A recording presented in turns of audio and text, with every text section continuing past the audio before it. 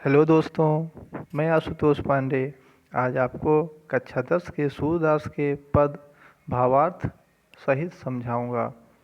सूरदास के ये पद सूरसागर के भ्रमर गीत से लिए गए हैं। इसमें 4 पद हैं। जब श्री कृष्ण गोपियों को छोड़कर मथुरा चले गए थे तो गोपियों उनके आने का इंतजार कर रही थी, लेकिन श्री कृष्ण स्वयं न आकर अपने सखा उद्धव जी को योग का संदेश देकर गोपियों के पास भेज दिया। उद्धव गोपियों को निर्गुण ब्रह्म एवं योग का उपदेश देते हुए उनकी विरह वेदना को दूर करने का प्रयास करने लगे, लेकिन गोपियां तो कृष्ण के प्रेम रस में डूबी हुई थी। बच्चों, एक चीज़ यहाँ जानने की ज़रूरत है। निर्गुण ब्रह्म का अर्थ होता है निराकार ब्रह्म, अर्थात जिसका कोई आकार ना हो। विरह वेदना का अर्थ होता है विरह। विरह में मतलब वियोग में जो कष्ट होता है उसे हम विरह वेदना कहते हैं। इस कारण उन्हें उद्धव का ज्ञान मार्ग पसंद नहीं आया। उसी समय वहाँ एक भौरा आ पहुँचा। यहीं से इस पद का नाम भ्रमर गीत पड़ गया। गोपियों ने भ्रमर को माध्यम बनाकर उद्धव पर व्यंग्य बाण का प्रहार करना शुरू कर दिया। पहले पद में गोपियां उद्धव को भाग्यशाली कहकर तीव्र कटाक्ष करती हैं। वे उद्धव से यह शिकायत करती हैं कि यदि तुम कभी स्नेह के धागे में बंधे होते तो विरह की अनुभूति अवश्य कर पाते। तो आइए देखते हैं सूरदास जी का पहला पद। उद्धव तुम हो अति बड़भागी। गोपियां उद्धव से कहती हैं, हे उद्धव, तुम बहुत बड़भागी हो, अर्थात भाग्यशाली हो, बहुत भाग्यवान हो, क्योंकि तुम अपरस रहत स्नेह तगाते नाहिन मन अनुरागी। क्योंकि तुम प्रेम बंधन से बिल्कुल अछूते अर्थात स्वतंत्र हो। नाहिन मन अनुरागी, नाहिन मतलब ना ही तुम्हारा मन किसी के प्रेम में अनुरक्त हुआ है। आगे कहती हैं, पुरैन पात रहत जल भीतर तारस देह न दागी। पुरैन का अर्थ होता है दोस्तों, पुरैन का जो अर्थ होता है वह होता है कमल, और पात का अर्थ होता है पत्ता।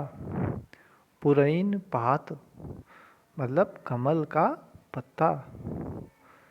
कह रही हैं, राहत जल भीतर, किसके भीतर रहता है? जल के भीतर रहता है।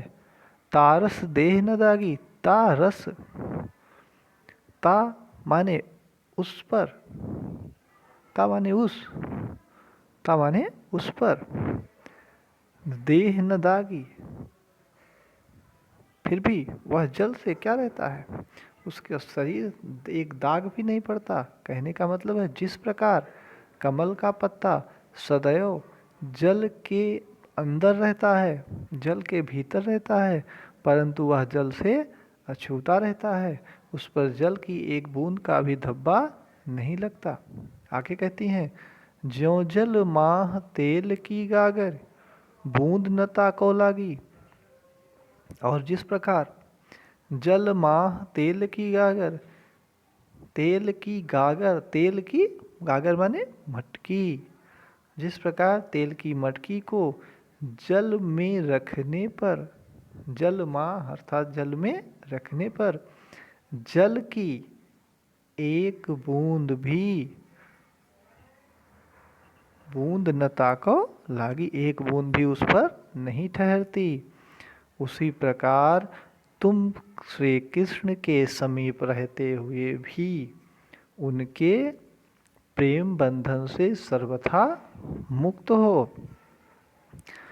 फिर उन क्या कह रही हैं, प्रेम नदी में पाँव न बोर्यों दृष्टि न रूप परागी। तुमने प्रेम रूपी नदी में कभी पाँव ही नहीं डुबोया।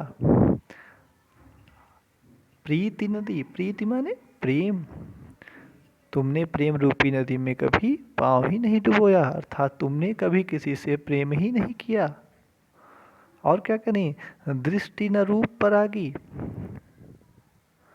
और ना ही कभी किसी के रूप लावण्य में, रूप सौंदर्य में ने तुम्हें आकर्षित किया है।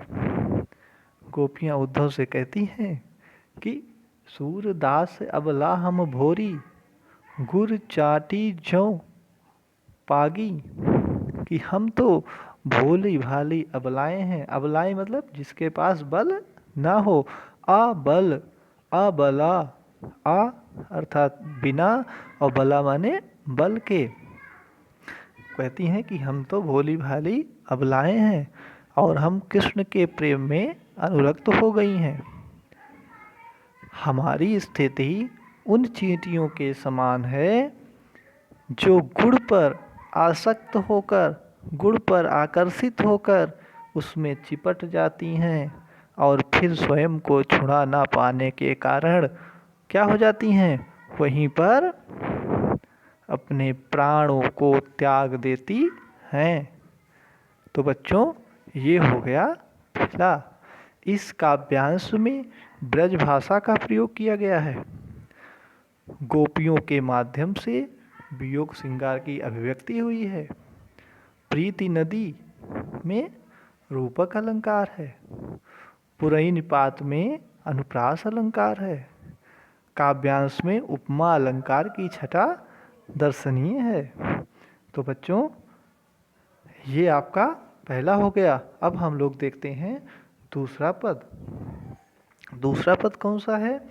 मन की मन ही मांझ रही, मन की मन ही मांझ रही। गोपियाँ जो है उद्धव से अपनी विरह वेदना का वर्णन करती हुई कहती हैं। विरह वेदना, विरह मतलब बिछड़ना। जो एक प्रेमी अपनी प्रेमिका से बिछड़ जाता है, उसकी बात हो रही है यहाँ पे। गोपियाँ उद्धव से अपनी विरह वेदना का वर्णन करती हैं, क्योंकि वह श्री कृष्ण से प्रेम करती थी। वो कहती हैं कि मन की मन ही मांझ रही, कि हमारे मन की व्यथा जो थी, कष्ट जो था, वो मन में ही रह गई। हमारे मन की व्यथा मन में ही रह गई। अर्थात हम गोपियाँ सोचती थी कि जब कृष्ण आएंगे तब उनके समक्ष अपने हृदय की पीड़ा को प्रकट करेंगी, परंतु कृष्ण ने के ना आने से हमारी यह अभिलाषा पूरी ना हो सकी।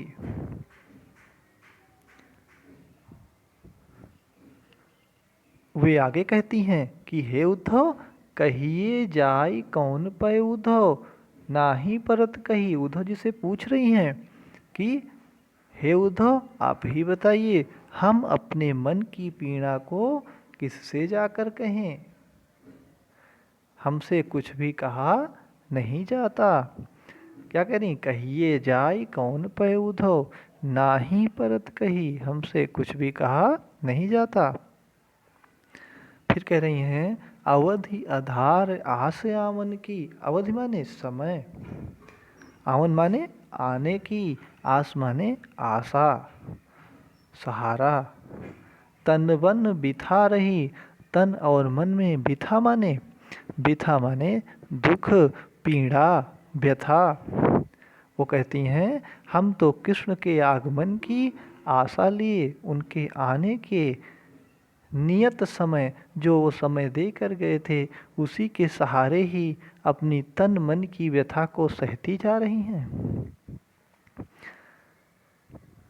फिर आगे कहती हैं, अब इन जोग संदेशन सुनि सुनि, बिरहिन बिरह दही। अब आपके इस योग के संदेश को सुन सुनकर तो वियोग में जीने वाली हम गोपिकाएं विरह की दही माने, यहाँ दही का मतलब है जल रही हैं। ठीक है, विरह की आग में और भी जलने लगी हैं। इस तरह से इस विरह रूपी अग्नि से रक्षा करने के लिए हम जहाँ जहाँ, देखिए क्या कर रही हैं, गुहार लगाना चाहती थी कहने का मतलब देखिए नीचे लिखा है, अब इन जोग संदेशन सुन सुन बिरहिन बिरादही। आगे की लाइन देखेंगे, चाहती हुती गुहार जीतहि ते। चाहत माने चाहती थी, हुती चाहती थी, गुहार माने आवाज लगाना, पुकारना, जीतहि ते जहाँ जहाँ, जहाँ जहाँ, उत्तय धार बही। उत्तय मतलब उधर से, तो धार बही मतलब धारा बह रही है, किसकी? योग की प्रबल धारा। कह रही हैं इस विरह रूपी अग्नि से रक्षा करने के लिए हम जहाँ गुहार लगाना चाहती थी, पुकारना चाहती थी, वहाँ से तो योग की प्रबल धारा आ रही है। आगे क्या कहती हैं, सूरदास अब धीर धरहि क्यों। सूरदास अब धीर धरहि क्यों, मर ज्यादा न लही। सूरदास कहते हैं कि गोपियां उलाहना देती हैं, ताने मार रही हैं कि अब हम किस प्रकार धैर्य धारण करें। कृष्ण ने कृष्ण